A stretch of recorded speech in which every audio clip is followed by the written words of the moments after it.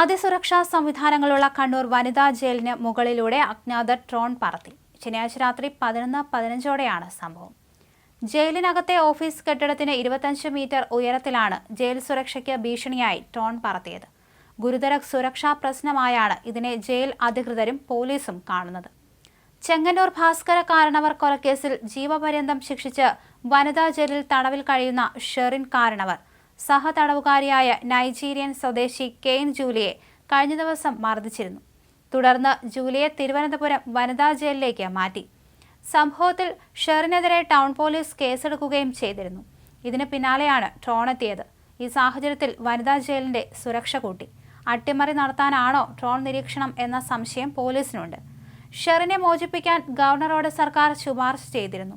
ജീവപര്യന്തം തടവിന്റെ ഭാഗമായി 14 കൊല്ലം ശിക്ഷ പൂർത്തിയാക്കിയെന്നാണ് സർക്കാർ പറയുന്നത്. എന്നാൽ ശിക്ഷയുടെ ഭാഗമായി നിരവധി പരോളുകളടക്കം ഷെറിന് കിട്ടി. മോചന ശുപാർശ ഇരിക്കെയാണ് വീണ്ടും ഷെറിൻ കേസിൽ പ്രതിയായത്. ഇതോടെ ആ സാധ്യത അടഞ്ഞു. അതുകൊണ്ട് തന്നെ ഷെറിനെ ജയിൽ ചാടിക്കാൻ ശ്രമം നടക്കുന്നുണ്ടോ എന്ന സംശയം സജീവമാക്കുന്നതാണ് ഡ്രോൺ. സാധാരണ നിലയിൽ ജയിലിനുള്ളിൽ പ്രശ്നം ഉണ്ടാക്കുന്നവരെയാണ് ജയിൽ മാറ്റാറുള്ളത്. എന്നാൽ ഷെറിന്റെ അടികിട്ടിയ നൈജീരിയക്കാരിയാണ് ജയിൽ മാറ്റിയത്. ഇതും വിചിത്രമാണ്. ഷെറിനെ ജയിൽ മാറ്റാതെ കണ്ണൂരിൽ തുടരുന്നതിന് പിന്നിൽ ഗൂഢാലോചനയുണ്ടെന്ന വാദം ശക്തമാണ്. അതിനിടയിലാണ് ഡ്രോൺ എത്തിയത്. ഷെറിനെ തടവ് ചാടിക്കാനുള്ള ഗൂഢാലോചനാ ഭാഗമാണോ ഡ്രോൺ എന്ന സംശയം സജീവമാണ്. ചുവപ്പും പച്ചയും നിറങ്ങളുള്ള ലൈറ്റുകൾ പ്രകാശിപ്പിച്ച് കെട്ടിടം 2 തവണ വലം വെച്ചാണ് ഡ്രോൺ അപ്രത്യക്ഷമായത്. ജയിൽ ജീവനക്കാരാണ് സൂപ്രണ്ടിനെ ഇക്കാര്യം വിളിച്ചറിയിച്ചത്. തുടർന്ന് സൂപ്രണ്ട് ടൗൺ പോലീസിൽ പരാതി നൽകി. ഷെറിൻ വിവാദമുള്ളതുകൊണ്ട് പോലീസും അത് ഗൗരവത്തിലെടുത്തു. പ്രാഥമികമായ വിശദ അന്വേഷണം നടത്തി. ഡ്രോൺ പറത്തിയത് ആരാണെന്ന് തിരിച്ചറിഞ്ഞിട്ടില്ലെന്നാണ് പോലീസ് പറയുന്നത്. വിവാഹത്തിനോ മറ്റ് പ്രധാന ആഘോഷങ്ങൾക്കോ മാത്രമാണ് ഡ്രോൺ പറത്തി ദൃശ്യങ്ങൾ എടുക്കാറുള്ളത്. എന്നാൽ സമീപ പ്രദേശത്ത് ശനിയാഴ്ച വിവാഹമോ ഉത്സവമോ നടന്നിട്ടില്ലെന്ന് പോലീസ് പറഞ്ഞു. സെൻട്രൽ ജയിലിന് സമീപം ജില്ലാ ജയിലും സ്പെഷ്യൽ സബ് ജയിലുമാണുള്ളത്.